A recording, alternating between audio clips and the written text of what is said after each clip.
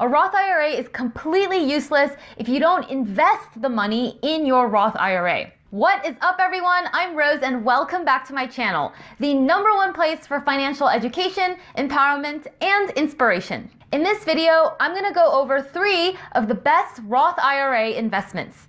Any one of these investments can and will make you a tax-free millionaire. I'm also going to make a recommendation on how to decide which of these 3 strategies is best for you. As with so many things in life, there's never one right answer, because the best investment for you may not be the best investment for me. So I want you to be as educated as possible so that you can be in full control of what happens to your money. If all this sounds good to you, give this video a like. And with that, we're gonna jump right in. Since with the Roth IRA, you'll never have to pay taxes on your investment gains, it makes sense to use your Roth IRA for high growth investments, because typically more profits equals more taxes, but not if those investments are inside your Roth IRA. Not only this, but the Roth IRA is a long-term vehicle, so it also doesn't make sense to invest for passive income in your Roth IRA. You can't access or pull out the money anyway until you turn 59 and a half. So instead of focusing on passive income in your Roth IRA, why not focus on growth? So this rules out a lot of investments. For example, bonds or money market investments like CDs and short-term treasuries, and certainly not cash, because you don't want to waste the tax shield of the Roth IRA on investments that return only 1 or 2% or nothing. So assuming you're not about to retire like next year, you want growth-focused investments for your Roth IRA. In other words, you want to invest in stocks. So let's talk about the 3 ways to invest in stocks for your Roth IRA. I'll first list what they are, and then I'll explain how each one works in order of easiest to most advanced. The first way to invest in your Roth IRA is to buy target date funds. The second way is to buy index funds. And the third way is to buy individual stocks. So let's go into each of these one by one. By far, the easiest investment for your Roth IRA is buying target date funds. A target date fund is a mutual fund that contains 3 to 4 different index funds inside it. Essentially, it's a fund of funds. Here's a typical target date fund, and you'll usually see a domestic stock fund, a international stock fund, a bond fund, and usually a small amount in a money market or cash fund. So that's what a fund of funds looks like. A 2055 fund is going to be more heavily weighted towards stocks than, say, a 2025 fund. That's because if you're planning to retire really soon, you don't have the luxury of waiting for a recovery in the event of a stock market downturn. So you're going to have more bonds, which gives you more stability and less in stocks. Target date funds automatically pick a blend of investments for you based on your approximate age. And then it readjusts that blend of investments as you approach retirement age. If more Americans owned target date funds during the last recession, they really would have been much better off. I know it's a sensitive topic, but when you hear about people who lost half of their retirement in the 2008 stock market crash, many of them had too much of their portfolio in stocks given their age, or they either sold everything and then totally missed out on the recovery. Since it's all age specific, the name of a target date fund is always going to have a year attached to it. For example, the Fidelity Freedom Index 2055 fund, this is the appropriate target date fund for a 30-year-old who would retire sometime around the year 2055. Every target date fund has a target retirement year as part of the name, so finding the right one for you is really easy. Just figure out in what year someone your age would approximately retire, and then just look for a target date fund with that year. Ramit Sethi, personal finance guru and best-selling author of I Will Teach You to Be Rich, recommends target date funds for the vast majority of people. He talks about how target date funds are the ultimate set it and forget it investment, and they cost a lot less than using a robo-advisor. Yes, you can achieve higher returns with other strategies like the ones I'm going to tell you about a little later in this video, but these other strategies all require more work and more effort. You don't get higher returns putting in less effort. It's like more work equals more returns. That's generally how it works. That's why target date funds are the logical choice for most people. Most people are busy professionals, they have families and all kinds of other things in their life going on, and they don't really want to manage their investments. So in that sense, target date funds are a no-brainer investment option for your Roth IRA. The second Roth IRA investment I want to talk about is index funds. This strategy is really similar to target date funds, except it's much more DIY. The target date fund gives you a complete, optimally allocated portfolio in one nice package.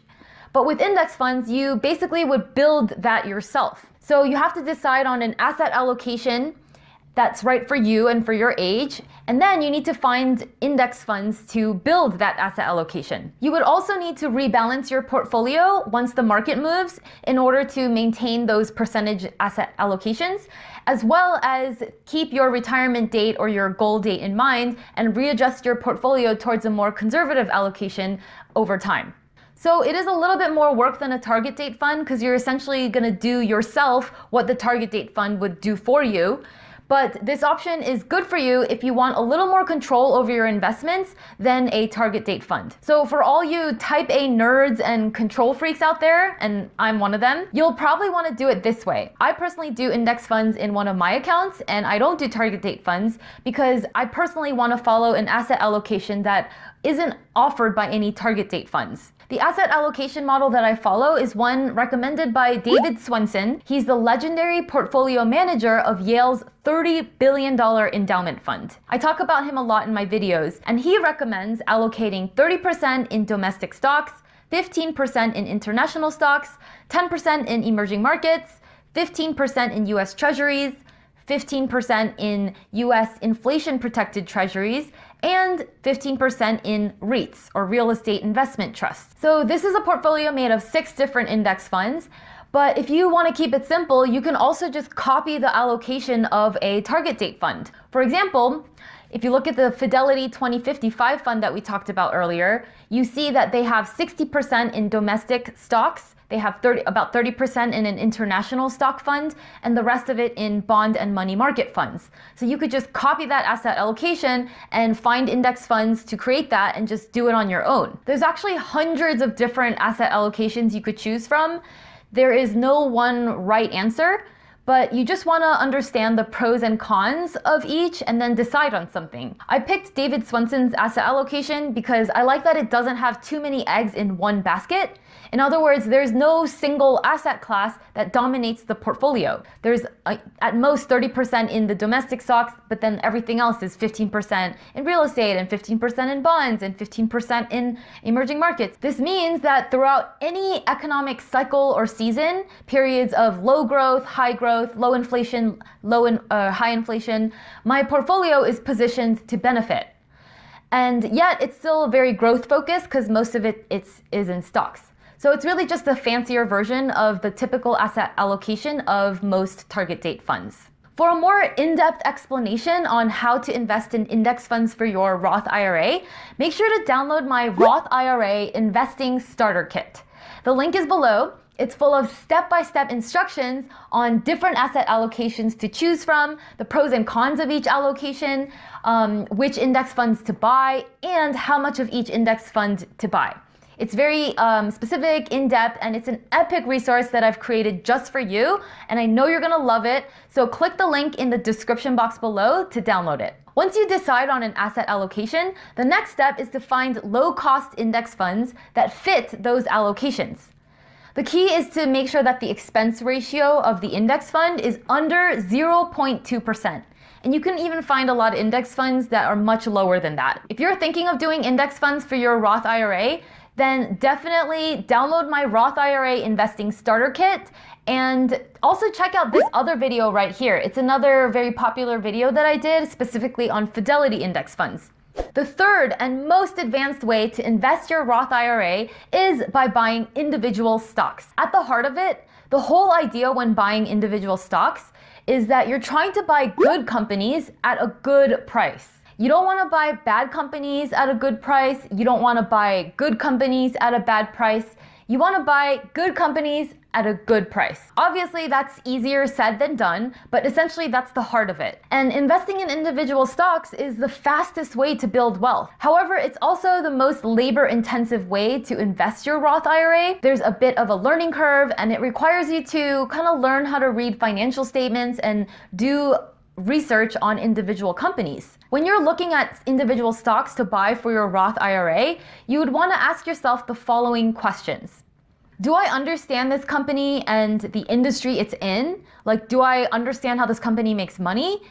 And do I even know what this company's business model is and what it takes for it to be successful? Another question you want to ask yourself is, do you trust the CEO and the management team to do the right thing? You also want to ask yourself, does this company have good cash flow now and in the future? So that does involve reading the financial statements and detecting trends and patterns and thinking about where the industry is headed in the future.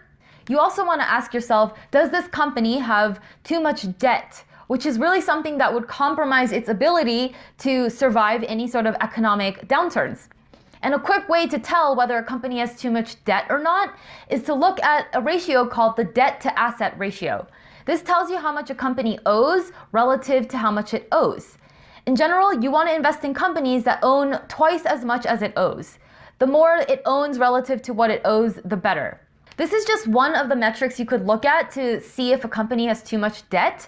And I talk more about debt metrics in my Roth IRA investing starter kit, so definitely grab it below if you haven't already. Another question you want to ask yourself is, can I buy this stock at a reasonable price? And what's reasonable is completely relative, right? It's all relative to how profitable the company is. The more profitable a company is, the more I'm willing to pay to own that stock. And on the flip side, the less profitable that company is, the less I'm willing to pay to own that stock. So one quick way to tell if the stock is trading at a reasonable price is to look at what's called the PE ratio, or the price to earnings ratio.